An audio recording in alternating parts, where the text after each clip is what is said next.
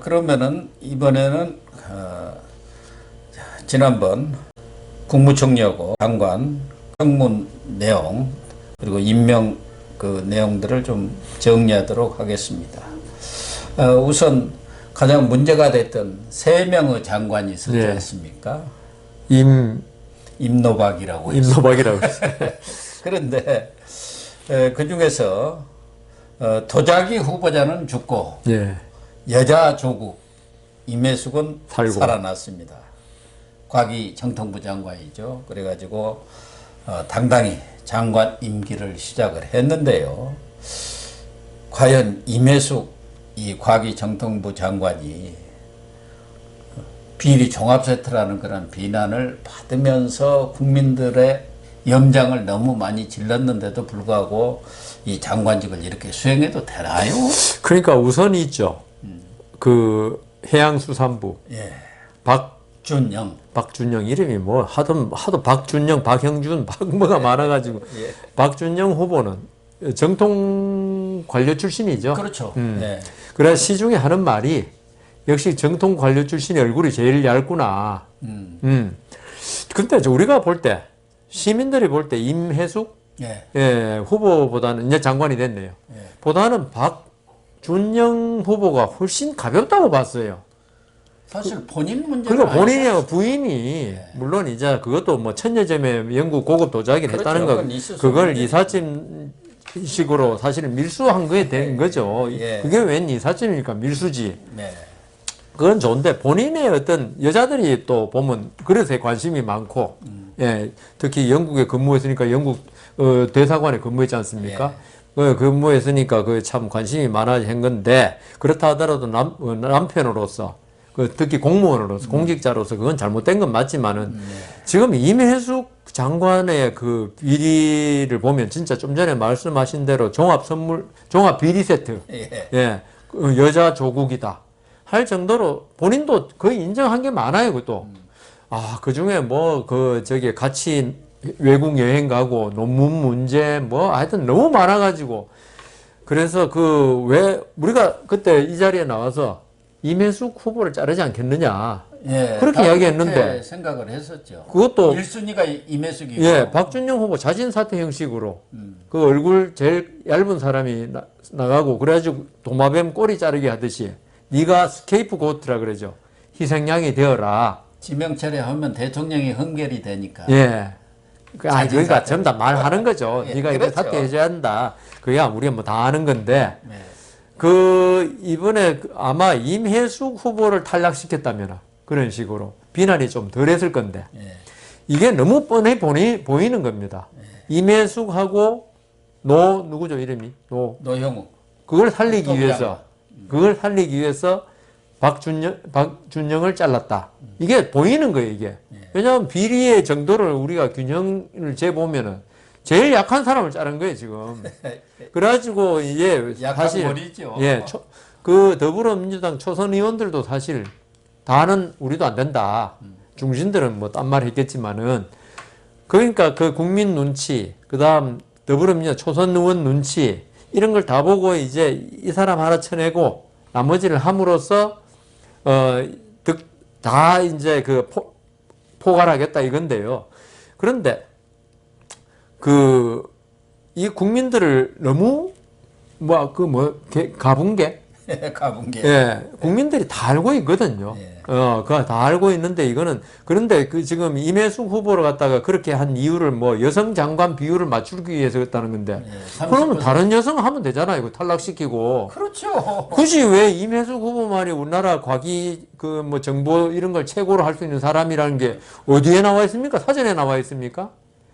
그 임혜숙 후보한테 저는 오히려 그래서 여성 비율을 맞추기 위해서 그런 것보다는 다른 뭐가 있지 않느냐 이런 생각이 드는 거예요. 이게 오히려. 문재인 대통령이 거기도 무슨 빚을 지고 있나. 그러니까 바로 그 말씀. 저번에 누가 뭐 빚을 지고 있다고 우리가 한번 말씀을 드렸잖아요. 그 한명숙 총리한테 남편분이라든가 빚을 멘토로 모셨다고 그러는데 그래가지고 임혜숙 후보를 제가 대통령이라면은 임혜숙 후보를 잘랐으면은 국민들이 뭐 만족은 못하겠지만 그래서 대통령이 이 4.7 재보선하고 이렇게 국민 여론이 악화된 걸 갖다가 아시는구나. 이렇게 했을 건데, 경상도 말로 턱도 없는 예. 박준영이를 자르고 임혜숙을 놔두니까, 아, 이거는 도마뱀 꼬리 자르기의 전형적인 모습을 보이는구나. 마치 국민들 뜻을 받드는 것처럼 하면서, 실질적으로는 전혀 국민들 의견이 뭐냐? 이렇게 했고요. 그 다음, 김부겸 총리, 그 문제 해결을 지금 안 했어요. 김부겸 총리가 마치 지금 서민의 총리처럼 돼 있는데, 그 사돈이 대단한 사람이더라고요. 그거 아시죠? 무슨 대기업의 회장이던데. 그렇다고 들었어요. 그 사위가 이번에 그 12억 테티스 그 한 사람이. 그래가지고 그런 걸 보니까, 야, 이게 좀 문제가 있고, 지금 펀드를 좀 아는 사람들은 테티스 이런 펀드는 없다는 거죠. 그러니까 그 부분은 지금 묻혀버렸는데 네. 사실은 그것도 다른 것도 아니고 라임 아닙니까? 그러니까요. 딴 펀드도 아니고, 네. 그 조국한테도 그때 펀드 그 만들어 준 데가 전부 다 어떤 덕 보려고 조국 민정수석 이런 거 뭐 된다 그러니까 그런 건데, 이번에 그래서 김부겸 총리는 됐지만은 이 어떤 오욕은 오래 남을 수 있다. 이 부분이 제 생각에는 그 정권 바뀐다면은, 또 만일 이재명 지사가 된다면은 이건 분명히 들다 볼 수 있는 문제라고 생각합니다. 제가 볼 때는 사실은 뭐 누구 하나를 죽이고 한 사람을 살리고 문제가 아니라 세 사람 다 그럼요. 잘라야죠. 자기들의 본질적인 업무와 관련된 사람들이거든요. 거기에 비리를 저지른 사람들이기 때문에 뭐 일정 정도 능력이 있고 전문성이 있다 할지라도 또 개인적인 뭐 특수한 관계가 있었다는 것은 인사에서는 고려해서는 안 되는 사안 아니겠습니까? 맞습니다. 그게 있는지 없는지는 뭐 알 길은 없지만요. 그런데 박준영 한 사람 자르는 걸로 인사 참사를 퉁치고 지금 넘어가려고 하는 이 뻔뻔함이 문제. 그러니까 그게 문제죠, 오히려. 뭐 뻔뻔한 게 뭐 오직이야 내로남불이라는 것이. 차라리 그럴라 했으면 있죠. 세상 다 임명하라는 거죠. 이런 식으로 국민의 눈을 갖다가 속이는 이런 인사를 하는 거는 있죠. 명예도 신리도 다 잃는 거다.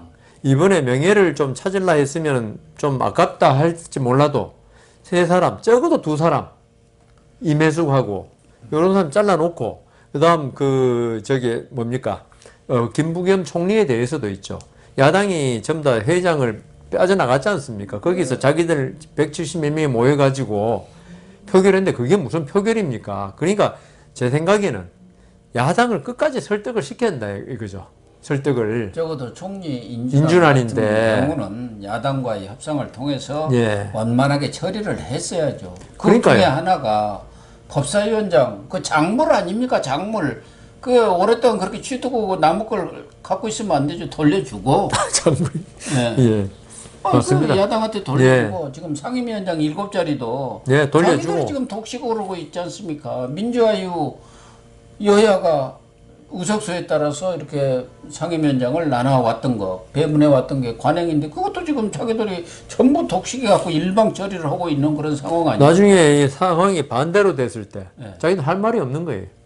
그렇죠. 함석이라도 다수당이 된 데서 다 해버려. 미국은 사실 미국은 다 그렇죠. 다 그 다수당이 하거든요. 예. 근데 우리는 이제 좀 독특한 정치 지형 하에서 어떤 대통령이 워낙 권한이 세고 하니까 그걸 독주를 막기 위해서 그 7자리 준 건데, 특히 법사위원장 같은 경우 입법을 하기 때문에 이걸 갖다 싸그리 무시하고 그냥 다수당이라는 이유만으로 전부 다 독차지한 건데요. 그러니까 김부겸 총리의 인준안에 대해서도 저는 물론 다수결 원칙에 의해서 한다면 뭐 할 말은 없죠. 없지만은 이 민주주의라는 게 항상 소수를 배려하고 관용이라는 거 아닙니까? 이런 걸 완전히 그냥 뭐 우리가 다수당이니까 우리 맘대로, 다수당이라고 해서 맘대로 하라는 건 아닙니다. 그렇죠. 정당하게, 그리고 윤리에, 정치 윤리에 맞게 나중에 정 안 될 때 다수결을 하라는 거지. 이거는 조금 말해보다가 흉내 내다가 그 야당이 말 안 들으면 그냥 표결로 가버린다는 건데, 이건 정치 도의, 우리 고 교수님 오랫동안 정치부 기자였으니까 정치 도의라는 게 있지 않습니까? 그 법하고 달리. 전두환 정권 시절에도 이런 짓은 안 했다니까요. 그렇죠. 흉내라도. 그때도 정치는 있었습니다. 뭐 상당히 폭압적인 통치 행위를 한 것은 사실이죠. 뭐 5.18 사태 그건 말할 것도 그렇죠. 없지만 자기 정권한테 대드는 사람에 대해서는 아주 불법 또 탈법적인 그런 방법으로 억압을 한 건 사실이지만 그러나 정치권에 있어서는 어느 정도 야당에 대해서도 배려를 해주고 대화와 타협이라는 모양새를 갖추려고 예. 했었죠. 근데 이 사람은 모양새도 필요 없다는 거예요. 예.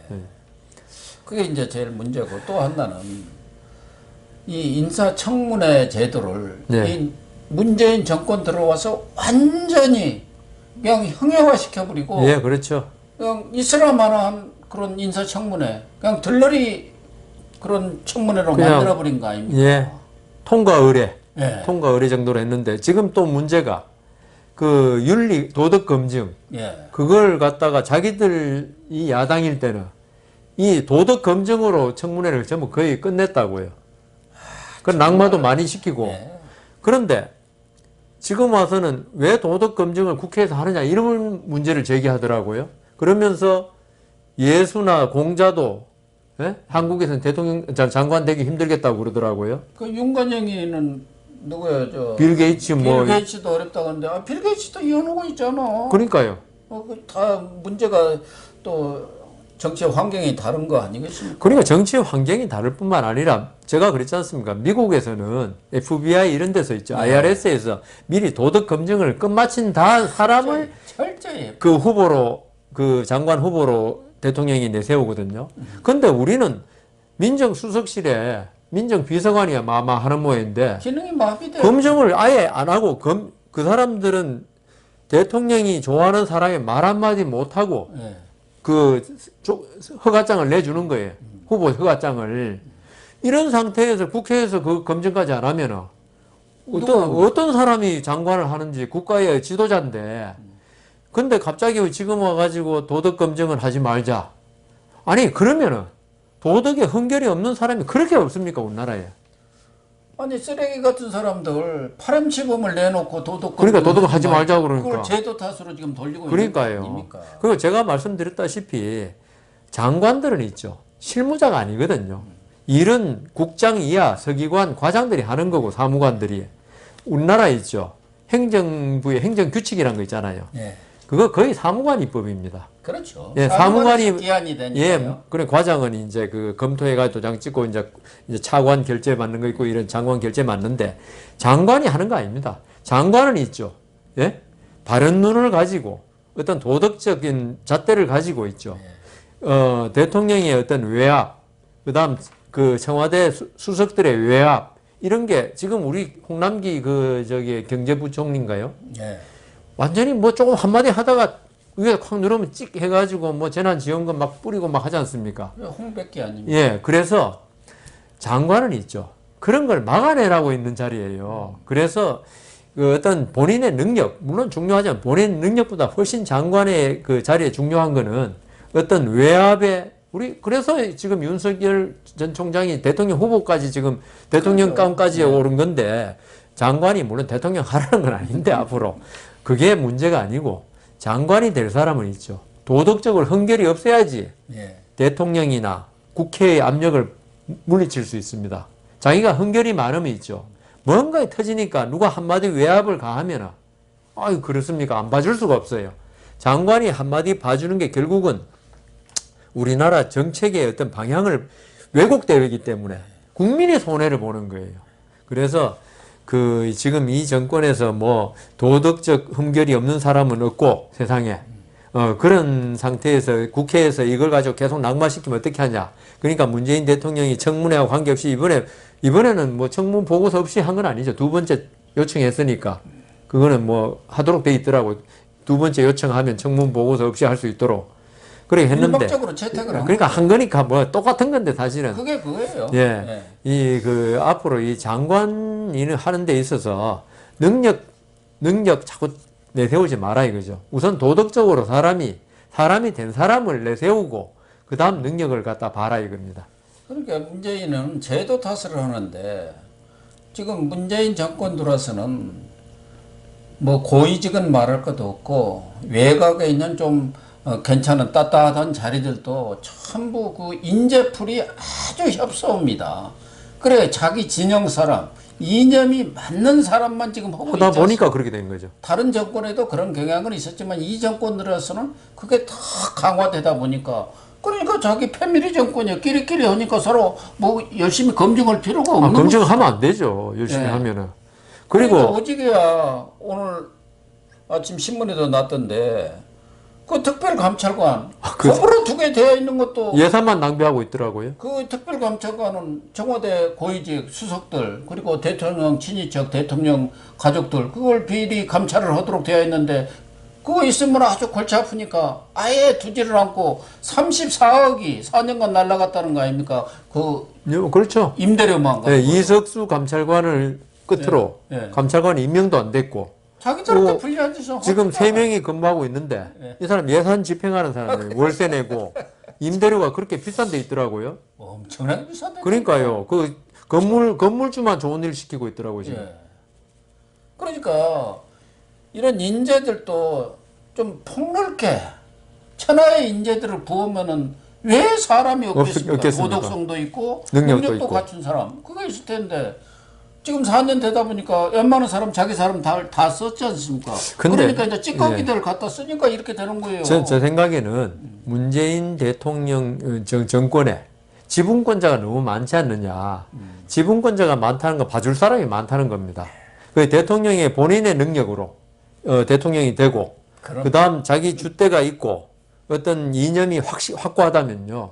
딴 사람이 말을 못 하잖아요. 예. 그 대통령이 내 사람만, 그 능력이 있는 사람만 챙겨주면 돼요.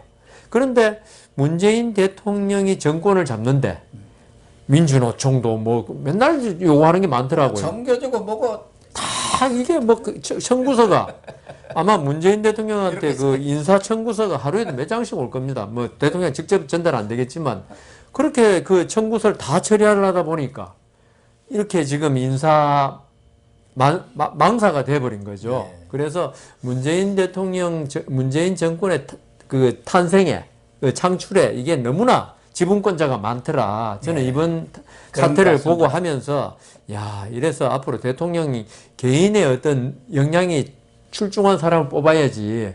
그렇지 않고 너무 그러니까 도와준 사람이 많으면 또 보답할 사람도 많아지니까 이런 일이 생기는구나. 아까 우리 그 안철수 예. 이야기할 때 그 정무 부시장이 얘기했다시피 뭐 나쁜 의미의 협치가 된 거죠.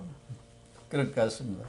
어쨌든 이번에 그나마 박준영 한 사람을 낙마시킨 것도 무슨 야당의 요구라든가 민심에 따라서 한 게 아니지 아닙니다. 않습니까? 40명의 초선 의원들이 반란을 하니까 어쩔 수 없이. 잘못하든 청와대까지 이거 불길이 옮겨 붙겠다 그런 위기의식 속에서 얼른 하나 내준 거 아니겠습니까? 맞아요. 문제는 그렇다 하더라도 이제 청와대 권력이 서서히 당으로 넘어올 수밖에 또 없고요. 1년밖에 안 남았으니까. 예. 그런데 지금 어떻게 보면 비주류라고 할 수 있는 송영길 당대표 예. 그리고 김부겸 총리 이 투톱 체제에서 좀 국가 운영이랄까 또 대야 관계 또 청와대의 관계 이런 것들이 좀 정상화 길로 갈 수 있을까요? 근데 바로 대선 국면이기 때문에 지금 예. 그 송영길 대표도 지금 뭐 정상화보다는 내년 정권 재창출이 가장 큰 임무거든요. 예, 그렇다고. 그래서 그걸 위해서 어떤 친문도 있고 대깨문도 진짜 있고 이런 걸 갖다가 전부 다 두루두루 고려하고 또 이재명 지사와의 관계도 지금 뭐 그렇게 아주 잘 나갈 것 같지는 않아요. 왜냐하면 뭐 경선 연기론부터 벌써 나오는 거 보면은 그래서 송영길 대표가 어떤 정상화, 대야관계 정상화 이 문제보다는 당내 어떤 경선 관리, 그다음 정권 재창출에 더 지금 신경을 써야 되기 때문에 대야 문제에 있어서 과연 송영길 대표의 어떤 역량이 발휘될 수 있을까? 그건 저는 의문이고요. 이게 대선 국민이 아니라면 충분히 가능하지만 지금은 조금 힘들지 않을까. 그 다음 청와대하고 문제도 또 지금 그 본인이 친문이 아니잖아요. 예. 그러다 보니까 이게 매끄럽진 않을 겁니다, 이게. 김부겸 총리는 그동안 뭐 외모도 상당히 유순합니다만은 서민적이죠. 겸손한 모습을 늘 보여왔고 또 정치를 하는 데 있어서는 크게 큰 무리가 없죠. 흥분계는 네. 없었고 합리적인 사람이기 때문에 대선 관리를 좀 공정하게 해줬으면 하는데 근데 공정은 의문입니다. 그건 예. 경복구 선배 선배죠. 아닙니까? 선배인데 정치 역량 뛰어나죠. 그다음 또 본인도 뭐 사실 지금의 국민의힘의 전신에도 있었고, 예. 그다음 여러 가지로 두루두루 할 수 있고 또 TK고 하지만 이게 경선 관리라는 게 이게 사실은 뭐 국무총리가 내가 하고 싶다고 해서 바로 되는 건 아니고요. 사정기관이 있지 않습니까? 우리 송철호 그 울산시장 봤지 않습니까? 그 사정기관이 어떤 한쪽 편을 들어버리니까 이게 엉망이 되잖아요.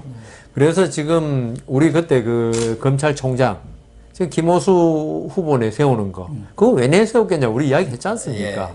그다음 그 중수청 그거 왜 만들겠냐 이야기 다 했다시피 김부겸 총리가 직을 바로 내일이라도 사표를 낼 마음 가지고 한다면 몰라도 그렇지 않다면 이것도 이 밑에 기관들이 선거에 관련된 기관들이 자기 뜻대로 움직여 주겠냐. 아마 김부겸 총리가 대통령 말에 반기를 든다든가 하면 대깨문이라든가 친문의 공격에 아마 총리직을 수행하기 힘들 정도로 아주 힘든 난관에 봉착할 것 같거든요. 뭐 취임 일성은 국민 통합을 모든 것에 우선하겠다 뭐 이렇게 얘기는 했어요. 말은 뭘 못하겠습니까? 그게 행동으로 나타나야지 그게 정말이지. 예, 어쨌든 이번 개각에 있어서 인사 참사를 빚었는데 그 인사 참사가 개선을 되기보다는 오히려 기존에 있는 인사청문회 이 제도마저도 경우에 따라서는 이 민주당이 다수의 힘으로 법을 뜯어 고치지 않을까 그런 우려까지 들어서 예. 그나마 이렇게 형용화된 인사청문제도가 있으나마나한 그런 제도로 전락할 가능성이 저는 높다고 사실 뭐 문재인 걱정입니다. 정권 안에서는 완전히 뭐 없는 거나 마찬가지였죠. 뭐.